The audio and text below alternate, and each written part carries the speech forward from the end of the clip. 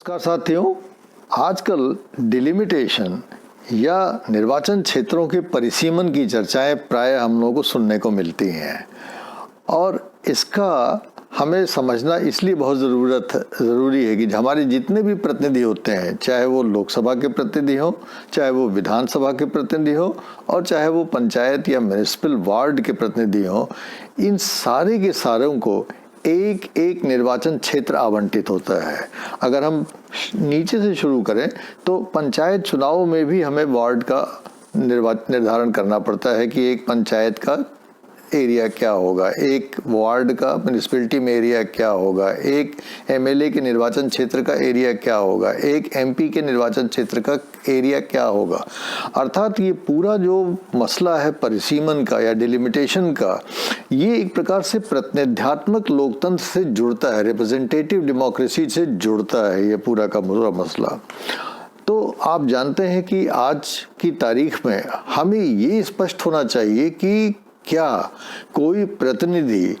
कितने भी लोगों का प्रतिनिधित्व कर सकता है या उसके प्रतिनिधित्व करने पे कोई सीमा होनी चाहिए। उसकी वजह क्या है कि जिन लोगों का आप प्रतिनिधित्व करते हैं उनकी आपको अपेक्षा की जाती है कि उनसे आप संपर्क में रहें, उनकी सेवा करें, उनकी समस्याओं का निदान करें। तो एक प्रतिनिधि अगर बहुत ज़्यादा लोगों का प्रतिनिधित्व करना होगा तो उसके सामने कठिनाई आ सकती है और ऐसा भी ना हो कि वो बहुत कम लोगों का प्रतिनिधित्व करे।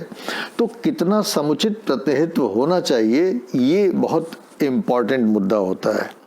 अब सवाल ये है कि जब कोई देश स्वतंत्र हुआ, शुरू से शुरू करते हैं कि जब जैसे भारत स्वतंत्र हुआ तो अब भारत के सामने एक समस्या थी कि भाई इतना बड़ा देश है और सबसे पहले हमने ये निर्धारित किया कि भाई हमको कितने लोगों का चुनाव करना है, कितने लोगों को हमें अपने पार्लियामेंट में भेजना है। ये चीज़ हमने अपने संविधान में लिख दी। सबसे पहले शुरुआत यहाँ से होती है कि संविधान में एक प्रावधान लिख दिया जाता है कि राष्ट्रीय असेंबली में, राष्ट्रीय लोकसभा में और विधानसभाओं में कितने कितने सीटें होंगी। तो वो तो शुरुआती बात हो गई। और जब शुरुआती बात हो जाती है तो अब होता क्या है कि अब मान लीजिए कि जैसे हमारे लोकसभा में 543 सीटें जो हैं वो रखी गई हैं कि 543 सीटें निर्वाचित होने वाली सीटें हैं राज्यों में और विभिन्न यूनियन टेरिटरीज में। तो इसका मतलब ये हुआ कि पूरे देश को 543 छोटे छोटे क्षेत्रों में बांटना है, निर्वाचन क्षेत्रों में बांटना है। अब ये काम हो कैसे, इतना बड़ा देश, और उसमें भी एक दूसरी समस्या ये है कि हमारे यहाँ फेडरल मॉडल है, अर्थात हमारे यहाँ संघीय व्यवस्था है और पूरा देश ही नहीं है बल्कि उस देश में अनेक राज्य भी हैं। तो अब हमको पहला काम तो ये करना पड़ता है कि भाई ये जो हमने हमारे संविधान ने हमको बताया कि भाई आप इतने लोगों को अधिकतम कितने लोगों को देख सकते हैं, तो हुआ कि भाई आप 530 लोगों को लोकसभा में और 20 यूनियन टेरिटरी से अर्थात 550 लोगों को आप अधिक से अधिक भेज सकते हैं। तो क्या 550 लोगों को में बांटा जाए, देश को 550 क्षेत्रों में बांटा जाए, निर्वाचन क्षेत्रों में, या उससे कम में बांटा जाए, या क्या सूरत बनती है, ये कैसे तय हो। तो अब इसका सरल तरीका ये है कि पूरे देश की जनसंख्या को 550 से लगभग बांट दिया गया कि अच्छा भाई हमारा संविधान कहता है कि 550 सीटें लोकसभा में होंगी, तो 550 से बांट दीजिए पूरे देश की जनसंख्या को। तो एक एवरेज निकल सकता है कि लोकसभा के एक प्रतिनिधि को कम से कम या अधिकतम कितने लोगों का प्रतिनिधित्व करना चाहिए, ये फॉर्मूला निकला। अब उसके बाद डिलिमिटेशन कमीशन या एक आयोग बनता है। जैसे भारत में तो पहला जब चुनाव हुआ तो उस समय तो कोई डिलिमिटेशन कमीशन था नहीं, उस समय तो राष्ट्रपति के कार्यालय ने ही सारा डिलिमिटेशन किया। लेकिन उसके बाद से कालांतर में या बाद में आपने देखा कि डिलिमिटेशन कमीशन बनते रहे और डिलिमिटेशन की एक्सरसाइज करते रहे। तो उसमें होता क्या है कि जितने रिप्रेजेंटेटिव लोकसभा में आवंटित किए गए संविधान के द्वारा, अब दूसरा मुद्दा ये उठता है कि उस 550 में से कैसे बंटवारा हो राज्यों में प्रतिनिधियों का। इसके लिए हमारा संविधान हमको एक प्रावधान देता है हमारे संविधान में कि किसी भी राज्य को जो सीटें आवंटित होंगी लोकसभा में वो उसी अनुपात में होंगी जिस अनुपात में कि उस राज्य का जो पॉपुलेशन है वो होगा भारत के पूरे पॉपुलेशन के संदर्भ में। अर्थात अगर किसी राज्य का पॉपुलेशन 5% है तो उसको 5% सीटें अलॉट होंगी। किसी राज्य का पॉपुलेशन अगर 7% है, 10% है तो उसके 10% सीटें अलॉट की जाएंगी। तो इस प्रकार से एक फार्मूला बनाया गया और उस हिसाब से ये तय हमारा संविधान इसमें स्पष्ट है कि राज्यों को उनकी राष्ट्रीय जनसंख्या के अनुपात में ही उनको सीटें आवंटित की जाएंगी। तो इस प्रकार से जो सीटें आवंटित किसी अब 550 सीटें हैं लोकसभा में, उस 550 में से हुआ कि अच्छा भाई इस राज्य को कितनी सीटें दी जाए, उस राज्य को कितनी सीटें दी जाए, ये भी तय करना एक इम्पॉर्टेंट काम था, इसको भी तय किया गया। अब सवाल यह है कि जिस राज्य को जितनी सीटें मिली लोकसभा में तो उस राज्य में उतने निर्वाचन क्षेत्र क्रिएट किए जाने हैं, जिससे कि अंततः जब पूरी डिलिमिटेशन की प्रोसेस समाप्त हो तो अधिकतम जो आवंटन किया गया है संविधान के द्वारा 550 निर्वाचन क्षेत्रों में, उस पूरे देश को उसमें बांटा जा सके। अब होता क्या है कि इसमें दूसरा जो प्रावधान है संविधान में वो ये है कि ऐसा करने में हमें डिलिमिटेशन करने में दूसरे सिद्धांत का ये ध्यान रखना पड़ेगा कि जब ऐसा हम करें तो जो निर्वाचन क्षेत्र हम क्रिएट करें, जैसे अगर पूरे देश में हम पार्लियामेंट के लिए निर्वाचन क्षेत्र, लोकसभा के निर्वाचन क्षेत्र क्रिएट कर रहे हैं, तो हमें ये देखना होगा कि लगभग जहां तक संभव हो एक निर्वाचन क्षेत्र लगभग समान जनसंख्या का प्रतिनिधित्व करें, विभिन्न निर्वाचन क्षेत्र लगभग समान जनसंख्या का प्रतिनिधित्व करें। अब ये एक दिक्कत वाला बात इसलिए हो जाती है क्योंकि जनसंख्या कोई ऐसी चीज़ नहीं है जो कि मैथमेटिकल फॉर्मुलेशन से उसको एकदम काट के छांट के बांट दिया जाए। उसकी वजह क्या है कि ये भी देखना पड़ता है कि जो आप निर्वाचन क्षेत्र बनाएंगे वो राज्य के एडमिनिस्ट्रेटिव डिवीजन को डिस्टर्ब न करे, अर्थात कोशिश ये की जानी चाहिए कि जो निर्वाचन क्षेत्र बने वो राज्य में जिले की परिसीमा या जिले की सीमा के अंतर्गत ही हो। तो ये बहुत सारी चीज़ें हैं जो कि डिलिमिटेशन कमीशन को जो इस एक्सरसाइज को करता है उसको देखनी पड़ती है, और परिसीमन को करने में बहुत सारी तकनीकी चीज़ों का भी उसको ध्यान रखना पड़ता है। लेकिन मोटे तौर पे संविधान का जो डायरेक्टिव है कि कोशिश यही करिए कि निर्वाचन क्षेत्र इस तरीके से बनाए जाएं कि वो लगभग समान आकार के और समान जनसंख्या के हो, और इसी काम को करने के लिए, इसी काम को करने की जो प्रक्रिया होती है कि निर्वाचन क्षेत्रों की जो भौगोलिक सीमांकन है, भौगोलिक सीमा रेखा को तय करना कि वो किस तरीके से राज्य की परिधि के अंदर ही सारे सिमट जाएं और एक राज्य के अंदर एक एडमिनिस्ट्रेटिव डिवीजन अर्थात एक जिले में कोशिश की जाती है कि एक निर्वाचन क्षेत्र सीमित हो जाए। कभी कभी वो स्पिल ओवर कर जाता है बगल के जिले में, लेकिन कोशिश यही की जाती है कि एक जिले में लगभग एक निर्वाचन क्षेत्र को बनाया जा सके। तो ये तमाम चीज़ें ध्यान रखी जाती हैं परिसीमन के। लेकिन बेसिकली मोटे तौर पे ये समझिए कि निर्वाचन क्षेत्र, चाहे वो एमपी के निर्वाचन क्षेत्र हो, चाहे वो एमएलए के निर्वाचन क्षेत्र हो, चाहे म्यूनिसिपैलिटी के वार्ड हो, चाहे आपकी जो है वो पंचायत के चुनाव हो, उन सब में एक प्रकार से डिलिमिटेशन या परिसीमन करना पड़ता है। लेकिन जो परिसीमन जिसकी हम बात कर रहे हैं वो यहाँ पे हम लोग बात कर रहे हैं लोकसभा और विधानसभा की।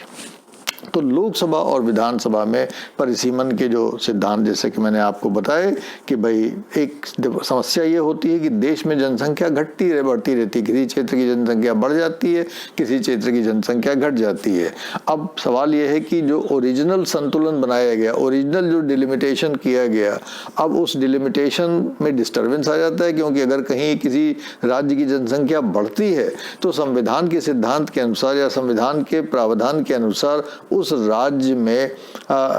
लोगों का जब पॉपुलेशन बढ़ता है तो वहाँ उनके निर्वाचन क्षेत्र भी बढ़ने चाहिए। अगर किसी राज्य में निर्वाचन पॉपुलेशन घटता है तो वहाँ पे निर्वाचन क्षेत्र भी घटने चाहिए। अब ये भी एक बहुत बड़ी समस्या है कि राज्य कहते हैं कि जी हाँ, अगर हम जनसंख्या नीतियों का पालन करते हैं तो हमें तो डेमोक्रेटिक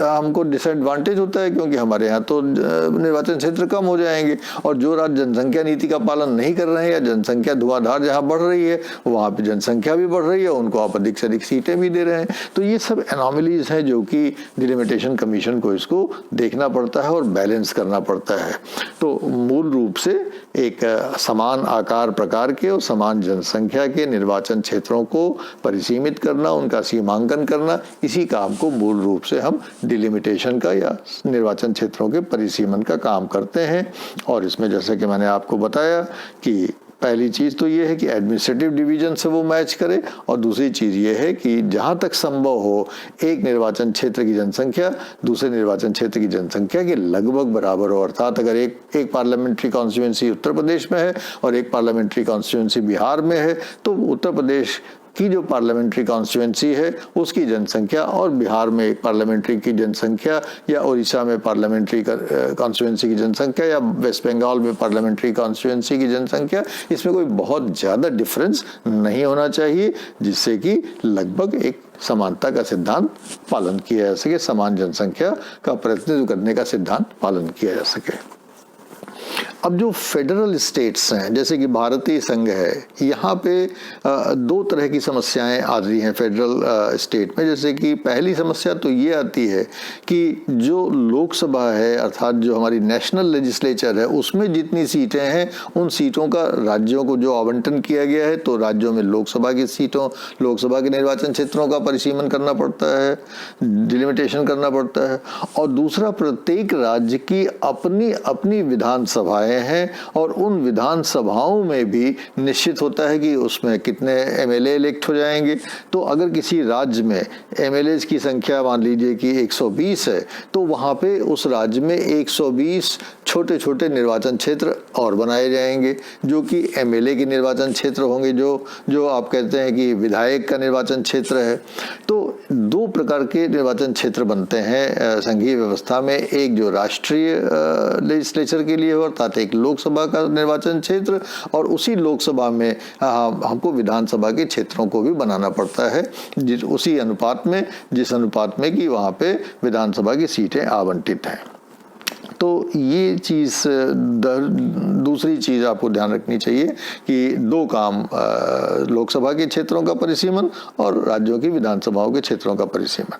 तीसरी चीज़ जो अपने भारतीय संदर्भ में बहुत महत्वपूर्ण है वो ये है कि हमारा संविधान शेड्यूल कास्ट और शेड्यूल ट्राइब्स, अनुसूचित जाति और अनुसूचित जनजाति के लिए सीटों का आरक्षण करता है। आर्टिकल 330 और 332 के प्रावधान के तहत अनुसूचित जाति और अनुसूचित जनजाति के रिजर्वेशन का प्रावधान किया गया है लोकसभा में और राज्यों की विधानसभाओं में।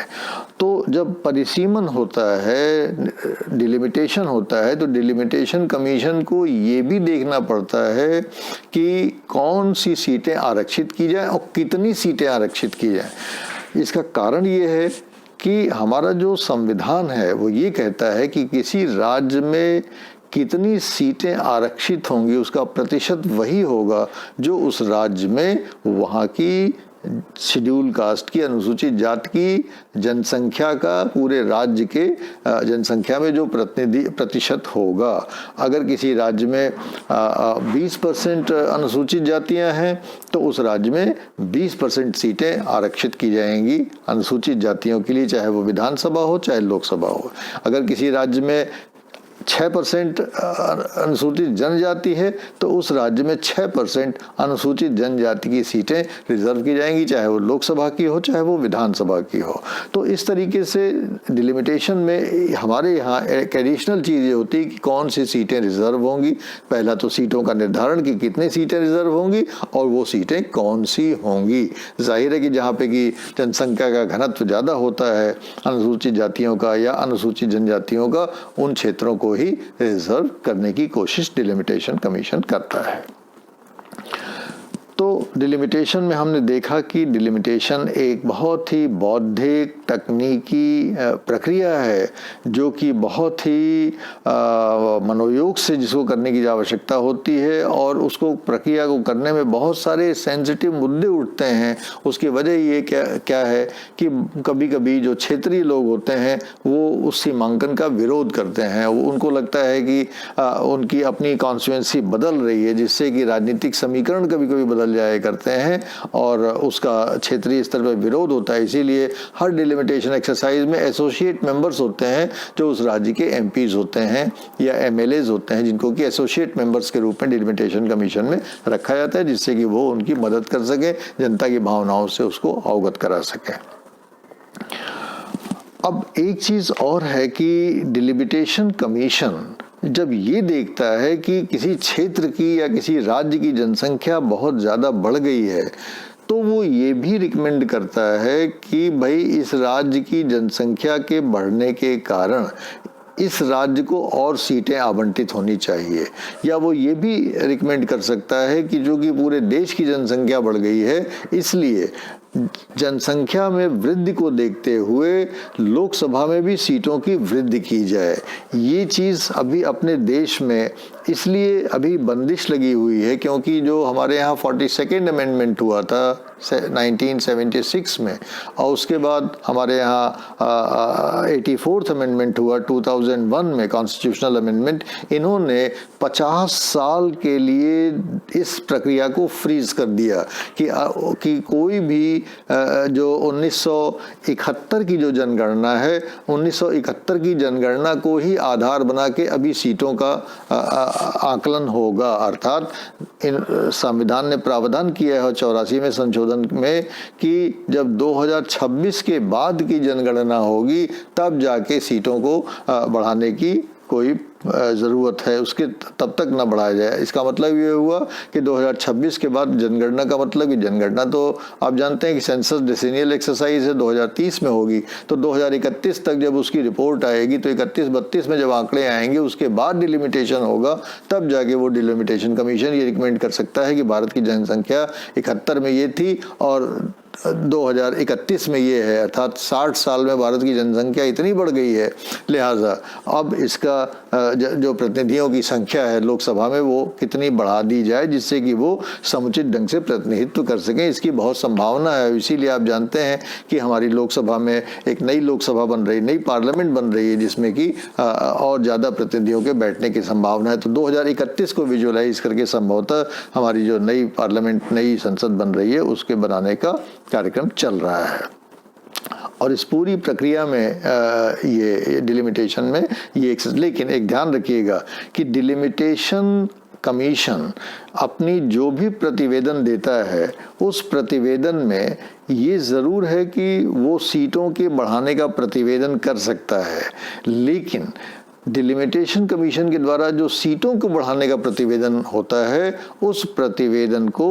डिलिमिटेशन कमीशन लागू नहीं कर सकता। वो प्रतिवेदन पार्लियामेंट स्वीकार करती है सीटों के बढ़ाने को लेकर कि सीटें बढ़ाई जाएं, क्योंकि सीटें बढ़ाने का काम संविधान करता है और संविधान का अमेंडमेंट करना पड़ेगा पार्लियामेंट को, और जब पार्लियामेंट संविधान का अमेंडमेंट कर लेगी तब जाके ये चीज़ अपने आप में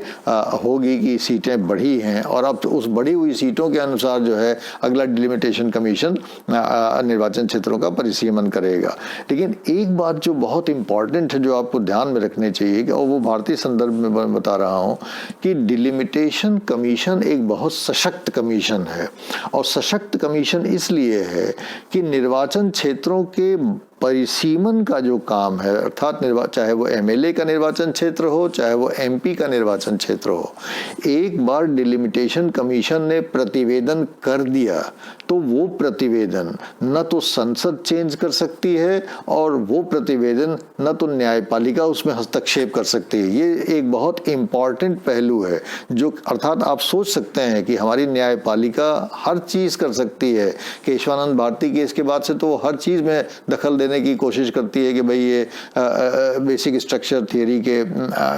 अनुकूल है या नहीं है, लेकिन डिलिमिटेशन कमीशन के मामले में हमारी न्यायपालिका भी कोई हस्तक्षेप नहीं कर सकती। न तो डिलिमिटेशन कमीशन के प्रतिवेदन में न तो संसद कोई परिवर्तन कर सकता है और न ही न्यायपालिका कोई हस्तक्षेप कर सकती है। इससे आप स्वयं समझ सकते हैं कि डिलिमिटेशन कमीशन के प्रतिवेदन कितने सेंसिटिव होते हैं, कितने इम्पॉर्टेंट होते हैं और कितने वेटी होते हैं कि भारत की कोई भी संस्था उसमें किसी भी प्रकार का हस्तक्षेप नहीं कर सकती। तो डिलिमिटेशन कमीशन एक प्रकार से बहुत पावरफुल कमीशन है और उसकी जो प्रक्रियाएं हैं वो बहुत ही सेंसिटिव हैं। और लेकिन ये डिलिमिटेशन की एक्सरसाइज जब खत्म हो जाती है तो डिलिमिटेशन कमीशन भी खत्म हो जाता है और फिर 10 साल के बाद डिलिमिटेशन की एक दूसरी प्रक्रिया शुरू होती है। तो आशा है कि इससे थोड़ा डिलिमिटेशन के बारे में आप लोगों को कुछ संकेत मिले होंगे। इसके बारे में आप और पढ़ें। इस संबंध में अगर आपके कोई प्रश्न हो तो ज़रूर हमसे पूछने की कृपा करेंगे। Thank you very much.